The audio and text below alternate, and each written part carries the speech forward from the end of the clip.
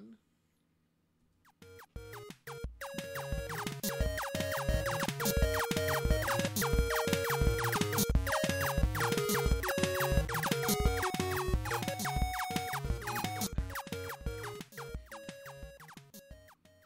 And hey everybody, welcome to another episode of the Geek Bytes podcast. This is episode number something 132, I think it is. 132 There you go. I'm Ramon Mejia, this guy is Edgardo, Acosta. And every single week on the podcast we bring you the round of the week's best Geek and Tech news. We discuss that news and of course anything else we happen to be interested in that week.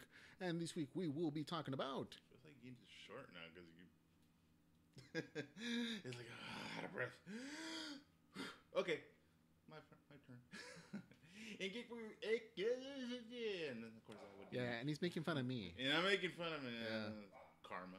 Okay. In Geek News this week, we'll talk about the convenience store replacement, a huge video game heist, Mario Nipplegate, Harry Potter decor, the XForce script, Star Wars delays, and movie trailer Showdown with much, much more. Absolutely. Of course, we begin our show, though, with Geek News.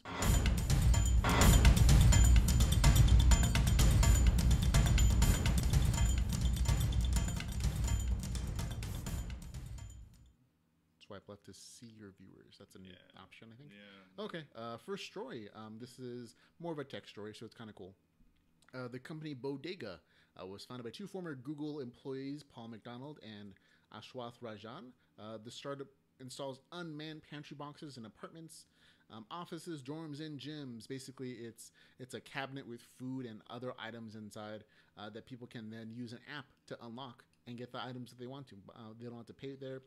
They pay with their app. I assume they have a credit card on there, or the case, but they just punch a button and they get their stuff, basically.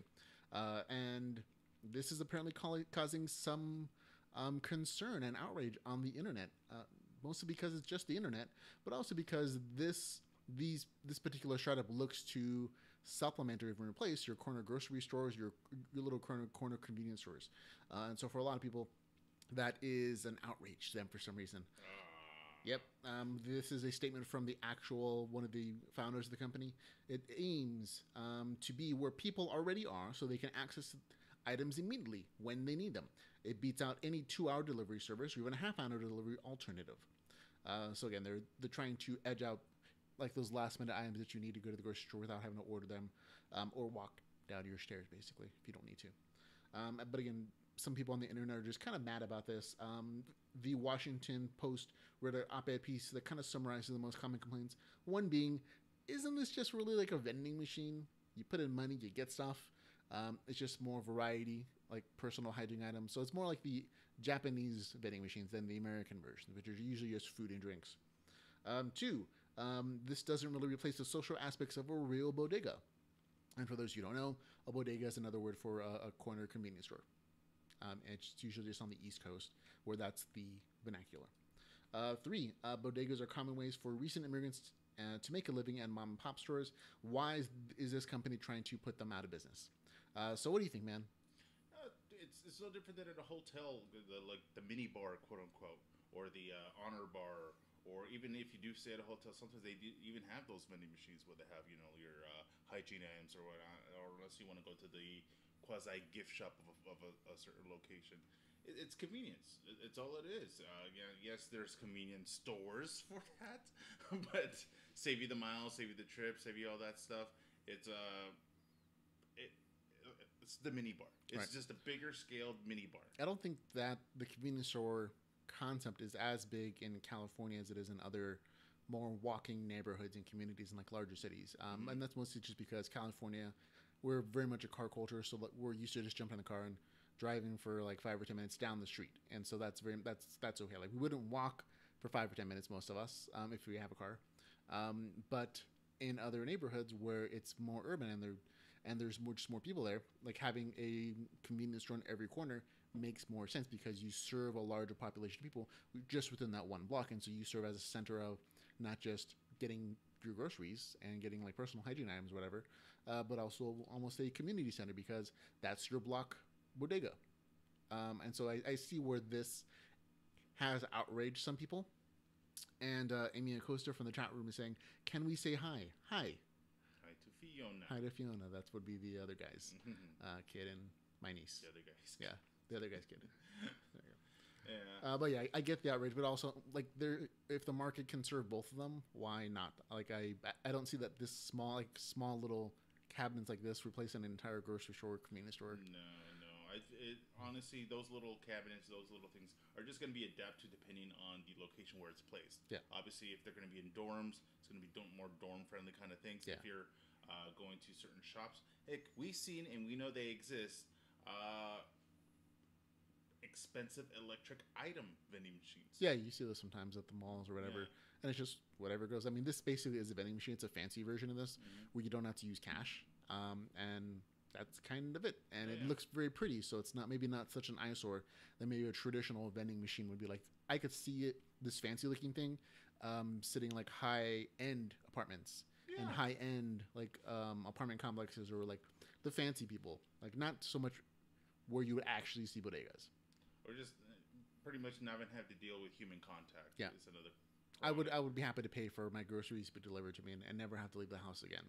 My thing is just hopefully you don't get the horrible vending machine experience, especially when you like go to order a bag of chips. And Or even better, I saw a different app from another shop where it's like this concept, only it comes to you. Like the entire convenience store, little cabinet thing or vending machine comes on its own wheels to you. Like you can call it like it's an Uber and pick what you want, and then it goes on its way to the next customer. Like that is even better. Depending on your neighborhood, I'm kind of used to it. Like my little, depending where I lived at the time, there was this little mobile grocery store, if you will. Instead of having to go to the store, drive away to go get your fresh fruits and stuff, right? They bring it to you. It almost sounds like a little scary concept, like walking inside a UPS van and not seeing any windows. But you do go inside and everything's pretty much. Remember, kids, don't go into white vans. My thing is, I think meats would be an issue because you have to have a nice cooling system. Vegetables not as bad. No, you have to have special items, but I mean, an ice cream truck has a cooling system that's good enough for ice cream. So why not things like meat? If there's a call for it, again, it's about what the market or the customers are going to pay for, basically. So there you go. Make it mobile, make it accessible for everybody. But it seems like a weird thing for the internet to get mad about. No, really, worst things in the world. Okay, next story on to some gaming news. Yeah, the Galactics. How do you pronounce that one? Skullduggery.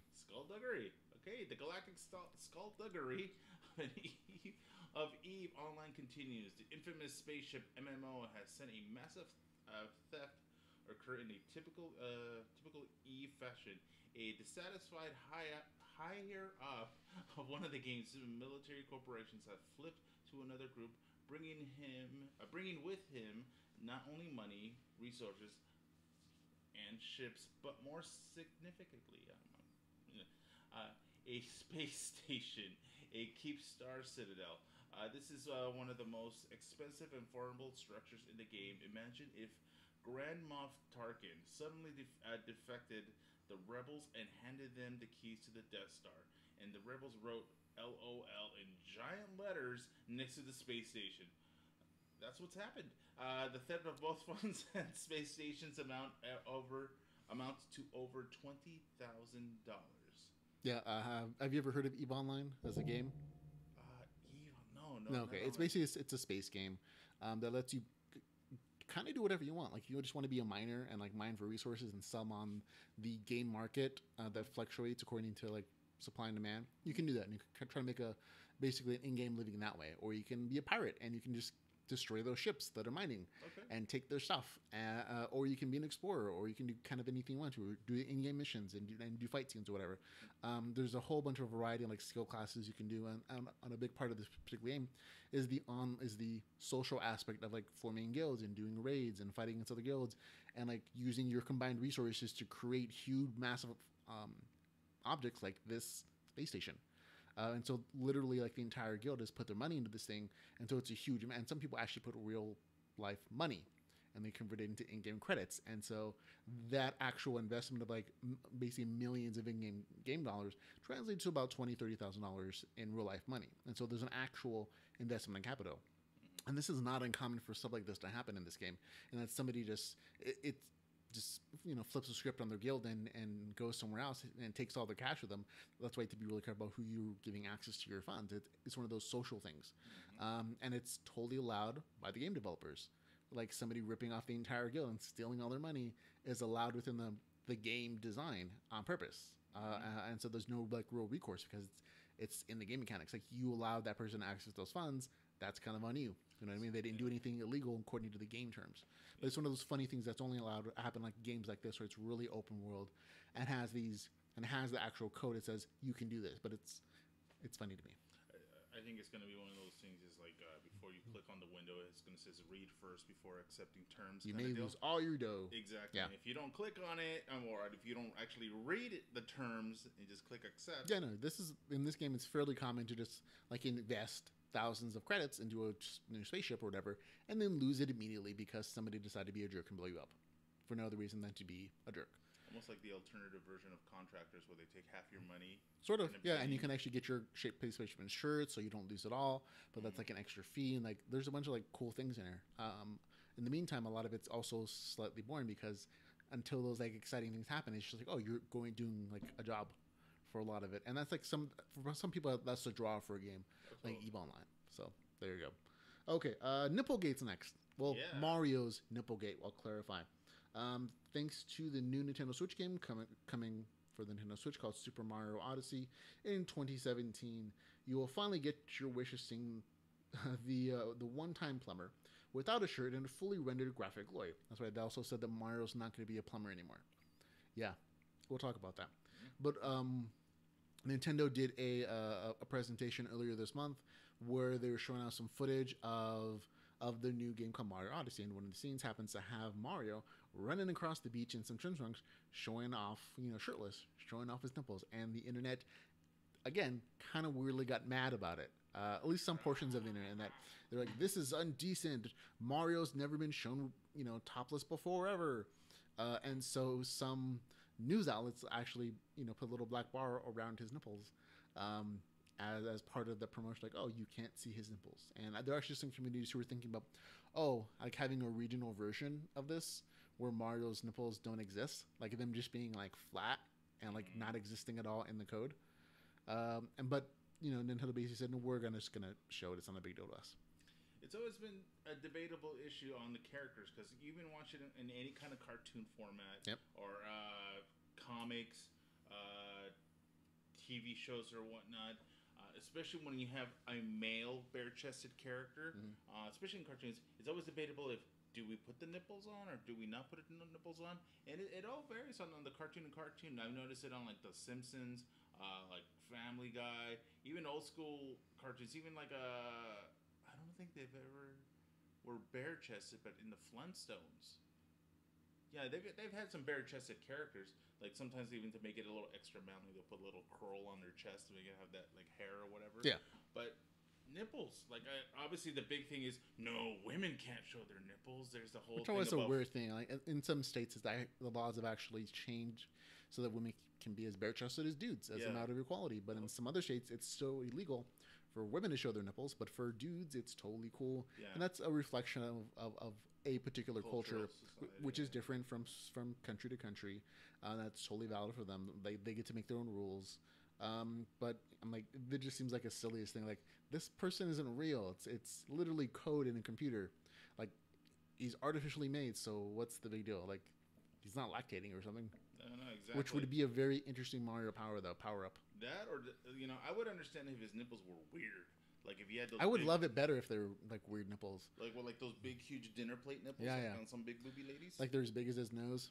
Oh my god. Yeah, that would be much more interesting to me. He had hair on him, or how thick the areolas stick out. Especially if he's cold. That would be like a very that would take realism to the next level. Like in like the cold worlds, and he decided to take off his shirt. His nipples are like little pointy weapons. Yeah, because even if I think about it. One game that's all about bare-chested characters, and you really don't notice if they have nipples or not. It's like Mike Tyson's Punch-Out. Yep, no one says anything about Mike, or the wrestlers, the fighters. Yeah, wrestling games. Yeah, see, there you go. Games. It's just Maharu because he's never been seen with the shirt off before. That's apparently the big deal. I would understand if he had something like a gross or a weird birthmark or like A growth third down there. nipple. That would be even That better. would have been, yeah. That would be more concerning. One thing is, I'm surprised they didn't go like, show off his belly button too. I think it would have been funnier, like if they like made him striptease first, and that would have been like a bigger thing. He just does a striptease dance, as he's at the beach. Like that's a little mini game. Like you have to like satisfy Peach's, desires with the striptease, and then like he gets extra power coins or whatever. I expected him, especially because of that mustache, to be an extra hairy kind of dude. So the Italian stereotype. I see. Exactly. Look at that guy. Hairy chest, maybe the arms, because he was pretty much covered from head to toe. I always assumed he was like he always was covered because it was just like a hairy sweater underneath that shirt. Yeah, but that's me. There you go. Okay, next story: Harry Potter Pottery Barn. There is a new company called PB Team that just released some amazing beddings, pillows, backpacks, other home goods in Harry Potter themed designs. So yes, folks, now you can make your home look like a room in Hogwarts. So there you go. Like everything's really themed according to houses, according to like Harry Potter stuff. Like there's literally pillows and bed sheets with like not just like the traditional like Hogwarts designs of schools and witchcraft and wizardry and different houses, but also like individual design, like I'm up to no good. I forget what's the phrasing, like my solemnly swear I'm up to no good, and with the background on the pillow of like the map, the secret map of Hogwarts. There's plenty of things there again that's going to be PB Teen. Some of this stuff is rather expensive, like $100 for a pillow, or $150 for a comforter, which is not super outrageous depending on where you're shopping, but it's probably more than a lot of people would normally spend on this stuff unless they're super fans, in which case they would be if they're getting Harry Potter themed items for their homes. Totally, because there's very few places where you could actually get themed decor, if you will. Especially of like your fandom. Yeah, exactly. Unless you go to like unless it's like I was thinking like or Etsy, like somebody makes it homemade on their own. Mm-hmm. But this is like officially licensed stuff, and the quality looks relatively decent from what you can see from the pictures. But like backpacks of like $150, that's very much like grown up stuff. Like you're not buying that for your kids who are going to tear this thing up. But if you're a grown up and you just want a backpack that says that's for Gryffindor, this is kind of the place to go. But it reminds me so much of like the Disney aspect, kind of merchandising thing, where it's just a standard pillow, but as soon as we put our stamp, our logo, or whatever, jack up the price. $50. Call it a collector's limited edition, blah blah blah, something for the fans kind of deal. Like I get that, but like a pillow with just a Gryffindor logo on it, that doesn't impress me much. If you wanna do the like a true decor kind of thing, have the well, actually you could do that with a television monitor. The moving portraits. You could do that with, obviously, if you have that kind of money, put a TV on there. No, they actually have that. They have they do them as gifts, so they actually have picture frames where they'll do that for you. Like if that's the program that's inside of it. Like it'll take your regular pictures and make them kind of move a little bit, like they're gonna be gifts. See, banners and flags, that I kind of understand on that part, but I kind of like the owl lamp. That's me. But also this lamp here is kind of cool too, with like the outline of it on. Yeah. I gotta say some of the stuff is kind of nice, but not $250 nice. That's for sure. No. Ouch. No, if anything, have what I like, for at least from the Harry Potter world, also those suspending candles. I kind of say I like the lap desks. Like they're like the regular lap desks for your laptop, only they're made at the top is made out of wood, and they have a sliding compartment for like pencils and whatever. And like they look very nice, but again, $100 worth nice. Yeah. I'm not so sure, and I'm sure hoping that my wife isn't watching this because she will totally want to watch this stuff and like get some of it. Harry Potter. Exactly. Yeah. Well, if anything, if we ever take a little trip out to Universal Studios, which is obviously all Harry Potter world, who knows what actually we'll see out there. Yeah, but some of this is very cute stuff, I have to say. I don't disagree that it's very nice, but like $150 nice, I don't know. Maybe if we had a kid, I don't know, but maybe because we don't have a kid, we can't afford it. That's true. As opposed to other folks. Oh yeah. Sorry. Okay. Next story. That's me or you? I think that's me. Did I skip them? That's you. That was supposed to be me. Oh, there you go. So I'm double tripling. Sorry, folks. This next story is for Star Wars Episode number 9. If you're not aware, Star Wars Episode 9 is going to be pushed back from its May date of May 29, 2019, all the way back to December 20th, 2019, because they fired their director, and they replaced him with J.J. Abrams. So J.J.'s coming back. He's going to direct episode number 9, but because he is a different person than the other director, he is going to have to take his own time to do his shoots or reshoots, whatever the case is, and that's going to just push this back like 6 months. So there it is. Also, it is now going to be going up against Wonder Woman 2, which is slated for December the 13th, 2019 release. So it's going to be DC versus, I want to say, guys, Marvel, Star Wars, Lucas? Disney. Yeah, it's basically, DC versus Disney at this point. I'm kind of curious to see who comes out ahead. Oh, Star Wars. Yeah, that's what I think too. That's what I was going to ask. Like, who do you think is going to come ahead in this battle of Wonder Woman versus Star Wars? And I'm going to go with Star Wars. I like Wonder Woman. I don't say that she's going to do a bad thing. I'm sure that's probably why they staggered them out a little bit, because they don't want direct competition. But I kind of foresee, like, maybe if Wonder Woman gets done earlier, it might come out earlier. Like, I would think it's a good planning to put it out as a November release instead of a December release. That way you get that a full month at least worth of, like, box office draw, instead of just a week or a couple weeks, and going up against Star Wars, because people are probably going to drop Wonder Woman when this comes out, and that's just reality. Not that people aren't both. I mean, I'm going to see both, but not everybody's me. Yeah. If anything, a majority of guys are going to go see, obviously, Star Wars, and eventually, depending on, as I would see, couples go. Yeah, let's not make it too big of a gender thing. Oh, it's totally a gender thing. Yeah. Well, the thing is, especially this Star Wars, it is going to have the female Jedi. So that's going to bring even more females into wanting to watch this movie and see how it takes off from there. Sorry. I was looking to see, like, that branch like snapped in half or something, or like it's just new stuff growing out of it. Like the one by, sorry, folks at home. This has nothing to do with that. I'm just distracted by the pretty birds in the window. But yeah, so I guess we're both going for Star Wars being the winner here. Oh, Star Wars is going to definitely hands down. Sorry, Wonder Woman, but we'll see you do Wonder Woman. Don't worry. Yeah. Okay. Next story. This will be yours. All right. Melrose Place and the Vampire Diaries alum Sean Sipos is set for the series regular role of Adam Strange in sci-fi Superman prequel Krypton. Sipos' Adam Strange is a world-weary human who finds himself stranded on Krypton as the unlikely mentor to Seg-El, Superman's grandfather. So, I never heard about this. I never knew there was actually a human that made it, to Krypton. So, do you think reverse effects of the suns? Did he get powers being on Krypton? No, I don't think so. I don't think humans get superpowers in the Red Sun. Otherwise, Lex Luthor probably would have exploited that a long time ago. I never heard the storyline either. I don't know if it's actually canon or if this is something that they're making up specifically for this television show. I feel like it is something they're making up because this other character exists outside of, Krypton and Superman stuff. But bring him into this particular world, I'm like, I guess it sort of makes sense to make it interesting that you're pulling in somebody who's actually in DC Universe instead of just like some weird background characters from the Superman verse. But this is kind of a strange pull, and I thought it would be interesting for you because I think you like this character, don't you? This guy? Yeah, or is it you're Adam Warlock or Adam? Oh, you like Adam Strange. What's the other guy? Adam Warlock is for like the Guardians of the Galaxy. Yeah, that's what it was then. Universe. Sorry. No worries. But this guy, that's what I was wondering about him. I was like, does once again the sun have reverse effects for humans, especially because I never knew. I think he just has the sci-fi thing going on here. Like he's supposed to. Apparently, this character is supposed to be a guardian for like some other alien world. Like he's a human who was abducted, but he's given like this high scientific technology, and he basically shoots aliens with a ray gun and a jetpack. And obviously, this is pre-Superman, so like Superman was supposed to be, I think, several. I'm not sure how many years to be actually because they haven't really defined how fast Superman gets from Krypton to Earth.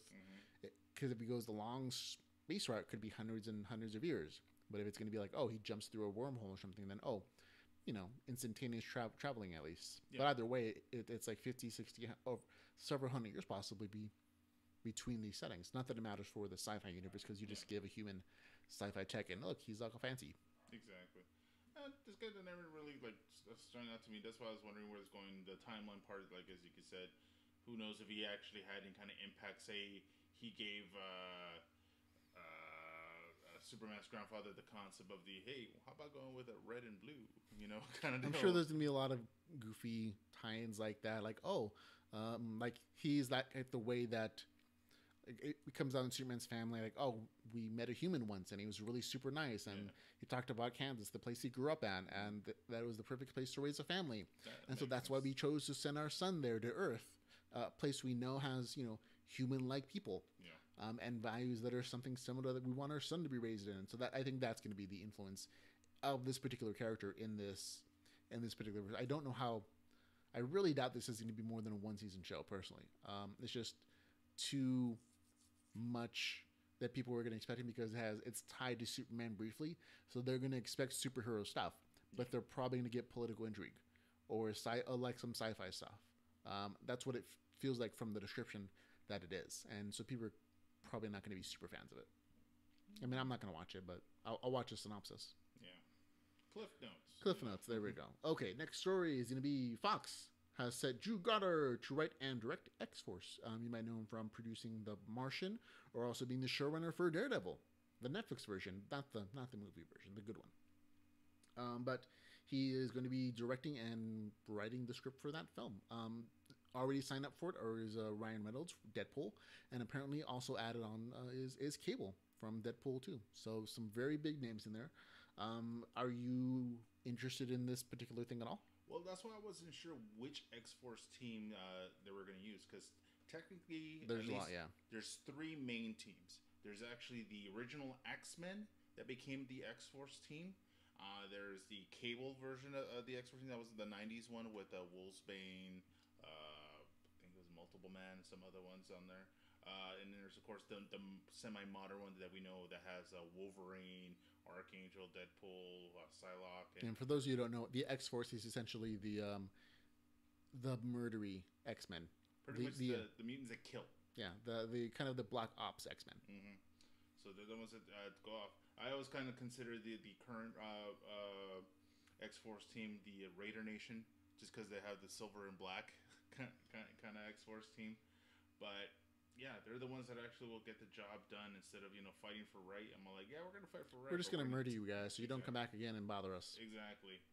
This is our form of justice, which very much fits in with the Wolverine persona. He was used for a very long time by various governments as kind of a Black Ops character of like murdering and assassination. Oh, yeah. That's kind of what he was created as in the Weapon X program, just something a little more controllable. Exactly. So there you go. So it kind of fits. But I'm kind of looking forward to this. I'm hoping it's going to be rated R, just like Deadpool is, especially since Ryan Reynolds is a producer as well as an actor in it. I'm hoping he gets that pushed because murdery mutants is kind of cool. Yeah, they got I don't say they got a limited time, but they need to start crank out as much Marvel's X-Men stuff as much as possible. While the fire is hot, or whatever they say. Because there are also people like X-Men who. Now, speaking of some other hot guys, we have a nice picture of Hellboy. Hello, Hellboy. Ladies and gentlemen, say hello to your new cinematic take on Hellboy. The first official image of Hellboy reboot has hit the web, giving us our first look at just how Stranger Things David Harbour will appear as the occult-battling demonic hero in the upcoming movie reboot. The picture hit social media courtesy of Hellboy creator Mike Mignola.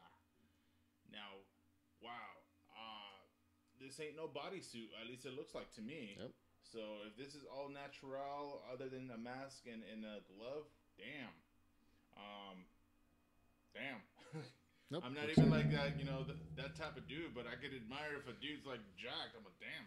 Yeah, no, he's working out pretty good. I mean, you can tell he looks slightly bigger than Ron Perlman. Because Ron Perlman was a bodysuit. He's not a. I'm sorry, he didn't have that body. He's not like a small person either, but this guy's totally ripped. I'm like, okay, they're going for that younger audience at least. Totally, yeah, because he's got the guns, he's got the chest and everything. But he still looks like Ron Perlman as far as like the Ron Perlman version of because even Hellboy, like in the comic book, look like Ron Perlman. They look like each other. I'm sorry, like they were good very makeup. counter. You know, one thing that I was wondering about is because like if they were gonna go bodysuit or they were really gonna get some dude that's all jacked. Because another comic book character that is jacked, but the actor really wasn't, was like you seen the third X-Men movie, right? Yeah. The one with the Juggernaut. Mm-hmm.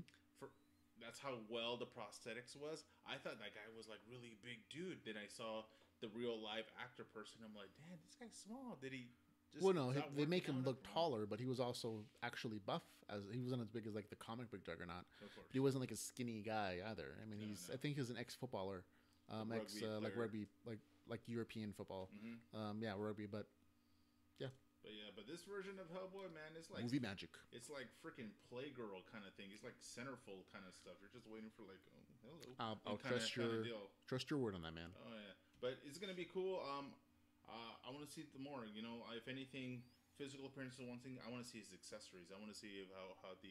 Well, you can see some of the pictures here. He has like the pouches for his items. His hand looks a little bit different than it does in the other Hellboy versions. Like it's not as bright red as the rest of his skin, so it looks like it might be a little more mechanical. Yeah. It also matches the gunmetal of his actual gun. And he also has a slightly more religious icons with the cross on his belt. So he might actually be a little more religiously oriented. He has nipples. He does have nipples. So sorry, Mario, this Hellboy's winning out. Exactly. Okay, next story. This one's a little bit of a rumor. According to some sources that are trusted in the industry, including Heroic Hollywood and The Wrap, there are going to be 2 Green Lanterns that appear in the upcoming movie Justice League. We've already been confirmed that there's going to be at least one one Green Lantern. And no word onto which Green Lanterns are going to show up. We've already speculated several times which ones we'd like to see. I would like to see Hal Jordan personally. Like even if it's just like a 1-minute cameo of like him getting the power ring or something, or one of the other Green Lanterns dying and then shooting out to the new one.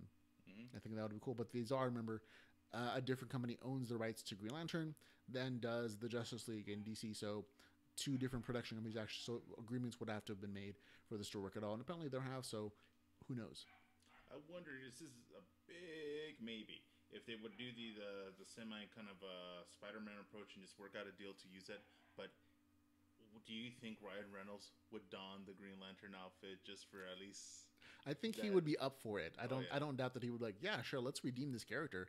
I have no problems with, making fun of myself or just like showing up as like a 1-second cameo. Yeah. I do think it would be smarter for them to essentially reboot the character, Of course. and set this up as like, oh, a Green Lantern movie. But who knows?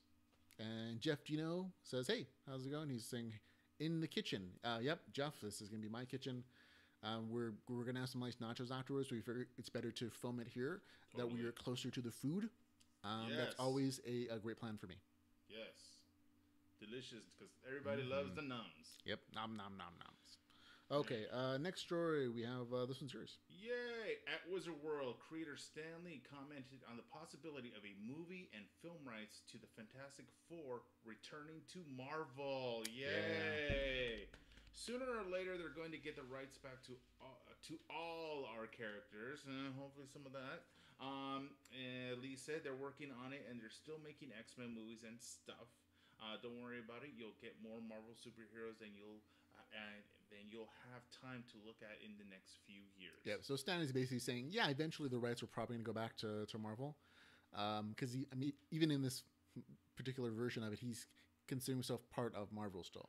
I don't know that he's still technically with the company, but he's definitely representative of the industry in general. So I'm like, oh, okay, Stan probably doesn't know anything for sure, but he knows one of those old man ramblings. Like he knows the contracts because he was there to write them. Yeah. And he's the guy who sold them off when he was the head of Marvel Studios. So depending on how much technical property, because he is technically the creator of a majority of these things. Yeah, but that doesn't mean he has actual rights to decisions. Well, certain things, because honestly, remember at this point they were paid to work, which means they got their name on the title, but they don't get like residuals, they don't get like any movie stipends or anything like that. That wasn't part of their original contracts. They just like, oh, that's right, this was created by so and so, and that's kind of the only thing they got paid for one-time work. Well, hopefully they work something out, because I know he's up in his ears and whatnot. So I would love Marvel to have all its I would too. And this was kind of a sort of a big story, but it was made bigger than it actually was, because Stan actually is not saying too much. He's saying, eventually they're just going to decide, oh, it's better to let them revert than to keep wasting money on these bad Fantastic Four films. But you have to remember that the company that has the licensing rights for the film versions of Fantastic Four is also currently making a Doctor Doom movie. And so that might be a backdoor into actually fulfilling this contract, because Doctor Doom is technically a Fantastic Four character. And so if that's a success, that might still get them to retain the rights. Well, Disney definitely has the movie, so they probably have invested a lot of money in a lot of legal teams, just going over the contract, seeing, okay, we got to find the loophole. How do we get it back? Well, it's one of those things that the Spider-Man character apparently could be shared with other production companies. That was part of the contract, but that's not the case for Fantastic Four. Like, they have to be the ones who make it, apparently. So that's just one of those small contract deals that has sort of prevented the Fantastic Four from appearing in other locations, at least without giving up some rights or like giving actual legal precedent to other companies and other documents. So it's one of those contract things, unfortunately. But I'm happy to see that there's at least the possibility of it going back to Marvel, who will probably do a better job than their current company. Now, in other news, we have Netflix. Netflix has given us some recent pictures of The Punisher, which is an upcoming series. It's already done filming, so now they're just in post-production. We're waiting for it to come out. But apparently, according to John Berthona, who plays The Punisher, he said to I forget what page it was, to some online magazine company, Entertainment Weekly, that this is his statement. We are stripping down every supernatural element. John Berthonal says, this show is different. It looks different. Frank is a character rooted in the most basic human emotions. He's a comic book character, but he doesn't fly. He doesn't have X-ray vision. He's an unbelievably skilled soldier who's been very, very, very hurt.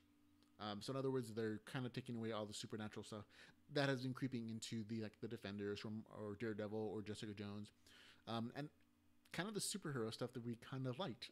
To be honest, like I like the Punisher, but I also like the fact that he exists in a superhero world where there are people with powers, but he's still able to kill them.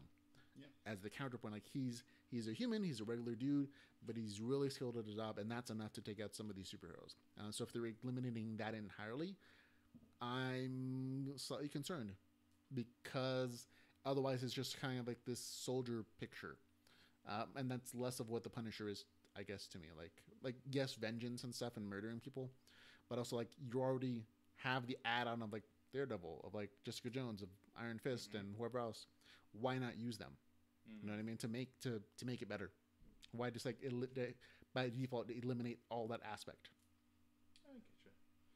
Well, the thing is with the Punisher, he's always been he's the vigilante. He's almost like, I'm surprised he's not a member of XForce, but he is actually with Deadpool in the Thunderbolts. It's another team. Then I think they probably do the killing too, because Elektra's in it as well, and he's the guy that gets the job done. I'm surprised. He was originally kind of like a mercenary killer when he first debuted. He was a bad guy. He was out to kill Spider-Man. Yes, but eventually, although I did like the alternate version of that comic where he actually does kill Spider-Man, and the world is vastly different. I always thought that was a good like what if comic. Oh yeah. So the whole until you read his whole character bio kind of thing of his background and stuff, you kind of more felt bad for the guy. I was like, oh man, which what they're kind of his whole family. Which is kind of what they delve into a little bit in the most recent teasers for this particular film. Apparently, it's going to be more of a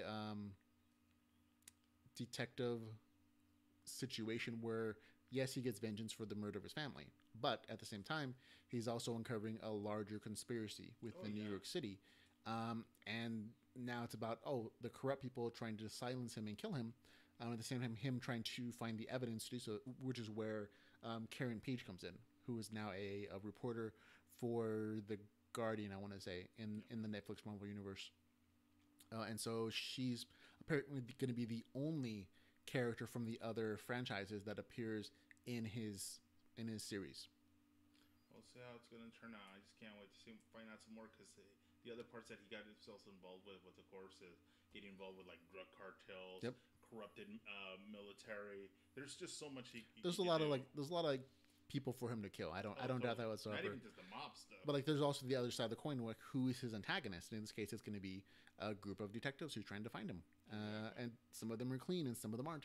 And so it's going to be a question like, who finds who first? And that's it's going to be like that kind of detective show in a way, according to what I've seen on the internets. Okay, let's see. Second last story. This one's you. Yeah, some DC stuff. Acclaimed filmmaker Darren Aronofsky wanted Joaquin Phoenix as the Cape Crusader in his unmade Batman Year One film. Yeah, this is kind of a surprise. Like, one, I don't remember a Batman Year One film being talked about very much. And two, the fact that somebody want Wonky Phoenix, like, oh, I guess like sort of like, especially in the picture we got for it, it's like, oh, that kind of makes sense. Of a very young Walking Phoenix who looks very clean still, doesn't look crazy yet, who could possibly be a young Bruce Wayne. He kind of has that clean cut, serious, broody look going on very easily. And so seeing him as a young Bruce Wayne, sure. See him as an action star, like Batman action, maybe, but you could also put someone else on that cape and cowl. I don't know if, no offense to Joaquin, using him now. No, not Joaquin now, young Joaquin, when this was, I think, a possibility. Okay, back in the day, yeah. The only bad part is because he does have that little scar that's a cleft lip. I think he had that surgery done when he was a kid and whatnot. Good guy. It'd be interesting. I would definitely, take, because I think they barely tapped it in a couple animated series about Batman, how he's, training to become, and of course right now currently Gotham is... Have you ever read the Batman Year One comic series? No. There's actually a whole new series and also a new animated series about just Batman Year One. And it's interesting because it's supposed to be a young Batman who's still making mistakes and trying to find his way, and like what's the balance between doing good and hurting people and the detective stuff. And Batman Year One is very much about Batman finding his way, and like because he doesn't have quite all the gadgetry yet. So it's a very interesting look at who Batman is before most people will know he's Batman. So good stuff. I like the comic version of it. But yeah, he looks, I think it would work, but again, this is a very moot point. This is just more speculation, like, oh, nerds talking about nerd stuff, because it's not actually going to happen. But our next story is actually going to happen. If you're a fan of Game of Thrones, you might be interested in this. Maisie Williams is just finished wrapping on the first season of the, I'm not sure if this is a season or if it's just a film. That's actually a film. The New Mutants film, which is already finished film production. Now they're going into post-production. Maisie Williams is playing who is she playing? Wolfsbane in this particular project, and they finished filming. It only took them like 2 months, so I'm not sure if that's good or bad. Jessica Jones has also finished filming in just 1 month. I'm like, yeah, that to me seems like really quick. But if you have a good, clean-cut director who knows what they want, maybe you don't need a lot of time filming, or they just packed a bunch of scenes in like one, really tight frame, filming 24 hours a day, 7 days a week. I don't know, but hopefully these folks can do a good job. The other folks who are going to be in this film are Anna Taylor-Joy, who is going to be Magic, Blue Hunt as Danny Moonstar, Charlie Heaton as Cannonball, you might recognize him from Stranger Things, and Henry Zaga as Sunspot. So some very interesting characters, most of whose names I don't recognize. I recognize Wolfsbane, I recognize Magic, and that's kind of it. But I'm sure they're all very interesting. And apparently the synopsis, or the main theme is going to be that there are 5 new mutants held in a secret facility against their will who have to battle against the dangers of the powers as well as the sins of their past. They're just trying to save themselves and not the world. I felt that's going to be the tagline. Yeah. 5 teens who aren't out to save the world, just save themselves. So that's what it's going to be. So, but good for her for expanding her career past the Game of Thrones. I was wondering because she did look familiar. I think because I'm just recently, once again, I said I'm late to the bandwagon. Game of Thrones, and he's still, he's on the bandwagon. I'm not on. I'm on season 2, episode 6, barely. But I already kind of know a lot of the spoilers and everything, so nothing's really surprising me. But I more Marvel, just bring more Marvel out. Can't wait to see more of the teams. There were what was it? The other kind of teen. The Runaways, wasn't it? That's going to be a television show. Yeah, it's a freeform show. So like the people who are in charge of X-Men productions, whether it's film or television, they're at least doing something with it, as opposed to what a Fantastic Four is getting done, which is nothing. And this is also a more expensive universe, so you can do more with this. I'm just surprised that it's taken this long for them to try to do this kind of stuff. But heck, why not? Yeah, we'll see. Hopefully they turn out good things. Okay, we have the movie trailer Showdown, where we pick 4 the best trailers that came out this week, and we decide which one we like the best. Beginning with Red Sparrow. Red Sparrow is a movie with what's her name? Can't remember. From Hunger Games. Oh, that girl. Yeah, that girl. Katniss. Let's call her Katniss. Yeah, Katniss is playing another murderer. In this case, she's going to be a Russian spy who uses seduction to kill her targets. It's called Red Sparrow, in which she, again, exactly so what I it's said. pretty much Black Widow, but a different version. Yes, because Black Widow is technically Russian, I think, right? Yeah. Even though, like in a lot of in the movies and television shows, she doesn't have the Russian accent. She is technically Russian, but it's essentially that storyline of like her being put into a young spy murder academy. So this is kind of the Black Widow movie we never knew we wanted, Exactly. except that Katniss is Black Widow, Yeah. and so this can be very cool. And if I hope it does well, because we managed to get an actual Black Widow movie now that I think about it. So that's one trailer. Our next trailer is going to be Disaster Artist. This is the one with what's his face? Again, what's his face? Who is the people's? To me, honestly, if I don't recognize him specific of something, I'll recognize him from what they've done before, or like I said, the cat. No, it's James Franco. Oh. James Franco, his brother yes. Dave Franco, and Seth Rogen are in this movie about making the worst movie ever out of somebody's pocket. It's called The Room. Apparently, that's the movie they made, and it's based on an actual movie that was made. Like these bad actors, bad directors who are doing their own thing, and I think it's part comedy and part just docu-comedy kind of thing. But it seemed interesting to me. Did you watch any of these trailers? I saw a couple of clips. Okay. I didn't know what it was for a second because there was this scene where I thought it was a joke. I thought it was like a joke movie. Like I've seen the trailer for this, and I thought the same thing. Like is this just a spoof comedy? Yeah, there you go. That scene where he keeps coming out of this little shed thing, and he keeps like line because he can't remember his line because he's just either drunk sort of or pretty something. or whatever. Yeah. So it is an interesting take on him, but I wasn't. Like I said, I thought it was a joke. I didn't know it was based on a true story kind of deal. I thought I was like, oh, it's a movie about bad movie making. Right. But next one is Downsizing. This kind of reminded me of Honey, I Shrunk the Kids or Inner Space. Both movies about shrinking people. It's essentially the world is out of resources, and so the latest trend is to actually shrink yourself so that you use less resources, and apparently even with your money, because like a drop of water is enough to give you water for the entire month, and you can live in like very small mansions and still feel very comfortable. And so I think it's supposed to be a situational comedy, maybe some romantic comedy in there as well. When this family, led by Matt Damon and oh gosh, what's her name? Kristen Wiig, yeah.